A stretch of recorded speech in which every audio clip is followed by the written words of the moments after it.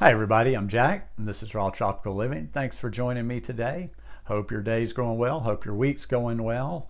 It's been one of those mornings for me. Woke up, had some internet issues, had a hard time getting the company on the phone, and basically ran around for a while and figured it out. It was just in my area, so getting a late start on the day.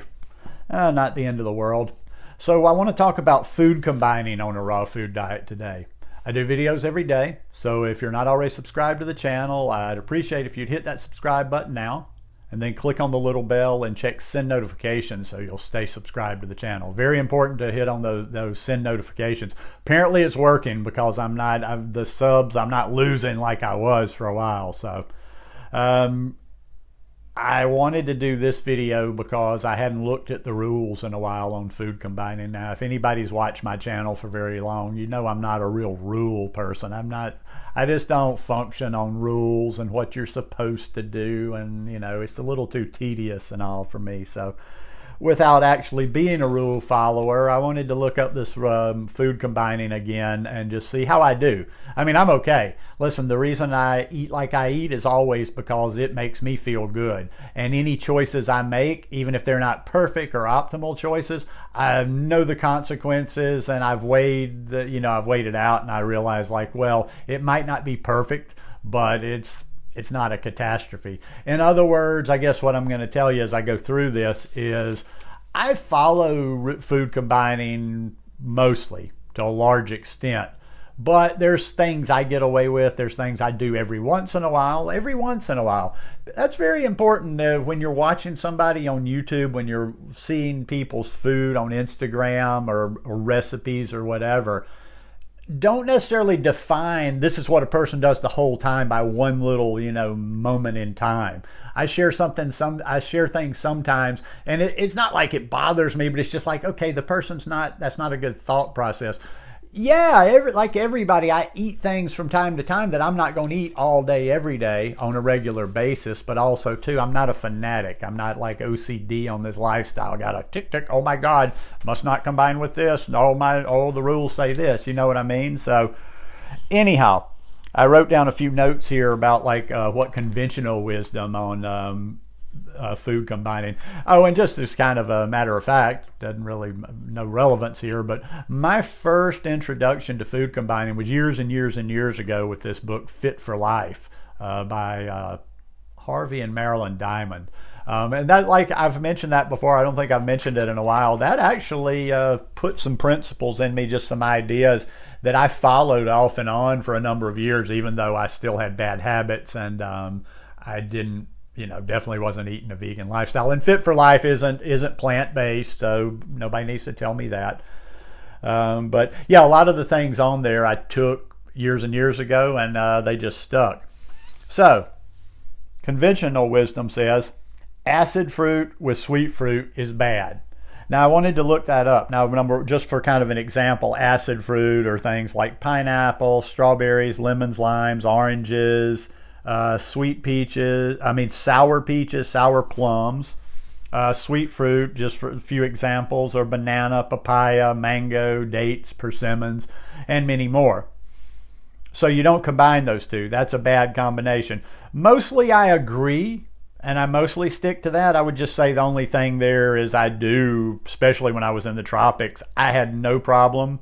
Not that I necessarily did it a lot. I didn't have a problem mixing mango with papaya. I didn't have a problem mixing, not mango with papaya. Mango's okay with papaya. Pineapple. Pineapple I could mix with those other things, and they're just really, I didn't have any real consequence to that. I made fruit bowls all the time with pineapples and papaya and mango in there and some banana. And a lot of times I would throw strawberries in with my fruit bowls as well. Another combo that I ate quite frequently without any problems was strawberries and bananas. Well, I won't say I eat it quite frequently, but I could do okay on that. So like I say, there's different degrees on this food combining. Some people, and I feel for you out there, some people just for some reason their guts are so messed up they damn near can't digest anything. Me, I'm the opposite. I can almost digest anything. So I pretty much follow that. But I don't necessarily, like I say, it's not like a hardcore rule. Just for comparison's sake, takes around 2 hours for acid fruits to digest, and it takes around 3 hours for sweet fruit to digest. Now, both of these, you can mix both of these with subacid fruit. Subacid fruits are things like apples, blueberries, peaches, regular plums, not sour plums, nectarines, and raspberries. So that all is pretty basic. I'd say this: stick to the, if you have digestion issues, stick to the combining when it comes to the fruit. But pretty much you're not going to get in a lot of bad situations, or most people are not going to get in a lot of bad situations combining the fruit. But if you're new to this lifestyle, you do have digestive issues, pay attention to that, because to be honest, most of this stuff, just follow, it's natural. From what I'm trying to say is it's natural for me. I just kind of naturally do what the food combining says most of the time without the stringent rules. Always, and I catch people, even if they don't eat like we do, live a plant-based lifestyle, eat your melons alone. Eat your melons by themselves. Melons don't mix well with anything else, and they go right through you. So all you got to do is wait maybe hour and a half, 2 hours at the most, if that, after eating melons before you're ready to eat something else. Greens combine pretty much with any other food. Oh, and let me say something out there too that might be relevant for, I see people that are not plant-based. I want to talk because I know every once in a while people stumble into my videos that aren't plant-based, but they're just trying to make better choices for themselves. Fruit as dessert is one of the worst things you have out there. That's kind of like that little okay, we feel like we're doing something a little bit healthy. We just ate, and a lot of times I've seen people eat like huge healthy meals with with animal protein, animal fat, just heavy fat-laden meals, and then they'll eat some fruit for a dessert. That's just a recipe for disaster right there, because that fruit goes through your body so quickly. That other stuff, especially if you're still eating a standard American diet, takes so long to go through. You've just got fruit sitting on top of that, just putrefying, turning into alcohol, just all kind of bad things. So don't ever do that fruit for dessert thing unless you're fruitarian, and we're always eating fruit. But greens combine with any food, any other food. Anything you can probably think of, there's probably a combo out there maybe that wouldn't be the best. But for the most part, most anything you're going to pair with greens is okay. You can put those greens in the smoothies. You can put those greens, however you want to have them. You can have fruit-based dressings on the greens. One thing it did say that I don't necessarily agree with, in one of the in place where, I don't know, I did a Google search like I normally do and was reading, and it talked about never mixing like nuts or seeds with your greens or with your fruit.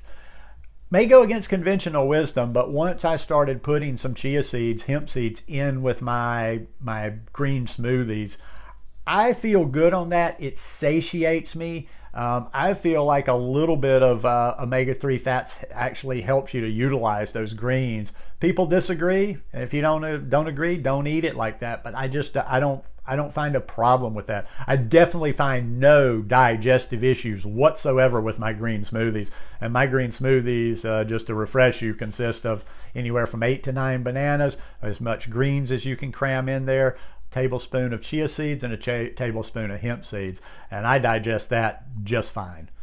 One of the last little things that I mostly stick to, but not 100%, is, and this one was like one that was like almost a hardcore rule. It said always keep fat separate from sweet fruits. For the most part, I agree on that. Once again, go back to, I'm just not a rule follower. I'm not going to do it all the time. Now, where I break on that is I will always add, I've added a lot of times, I know I'll mix dates in there. I'll mix dates with fruit or with my greens. Wait, I'm getting mixed up. No, I'll use dates and mangoes. Dates and mangoes. I do use a couple of salad dressings that I use those as my base, and I will put a little bit of fat in there. Usually when it's with the fruit, with the mango or with the dates, we're talking about tahini. And I just do that every once in a while to make it creamy. Like for instance, One of my favorite dressings when I was in Costa Rica, oh, I'm missing that, was mango and red pepper. Now, I had a lot of different combinations to keep that one fresh. Sometimes just mango, red pepper, smoked paprika. Sometimes mango, red pepper, curry. I really liked that. But then sometimes I wanted a little bit of creamy with that, so it would be like mango, red pepper, and tahini. Conventional wisdom says don't do that on the raw food diet. It didn't bother me. I didn't have any issues with it. I don't remember. It was normally at night, so maybe it slows me down a little bit. But once again, that's not an everyday regular thing. Number one, I don't have fat in my salad dressings all the time anyway, so, but I could handle it. But that is one that you might want to watch out for, you know. And also too, people like combining, don't combine nuts. This is just me saying, just don't do it. Don't combine nuts and avocados. I see some people just have so much fat and so many different sources of fat going on. When I see these dressings with you know, just huge amounts of nuts and avocado in there, I'm just like cringing a little bit. But anyhow, you know, use the food. I know Chris Kendall has a good video out there that I saw some time back, and I remember something that he said, and it very applies to me as well. He mostly follows food combining, but he doesn't, it's like a suggestion, but it's not this hardcore 10 commandments of the raw food diet. And he makes his choices. He knows his body. I know my body. I know what, you know, I can do from time to time. I know what my taste's like, and I know I'm not going to have to really pay consequences for them. So anyhow, you can't get to the takeaway on this is do the best you can. Follow those rules. If you're having digestive issues, follow them even more stringently. But follow the rules the best you can. But just don't be fanatic about any of this stuff, because when you get too fanatic, too hardcore, it's not a fun lifestyle anymore. And when it starts getting too much like that, we tend to not stay on programs that are too extreme, too stringent for too long. So anyhow, I hope that was of some help to you. If you like this video, please give me a thumbs up, and I will see you guys again tomorrow. Love you lots. Oh, by the way, another t-shirt on today. This is one of the other designs we have, vegan for life. So you guys take care. Peace.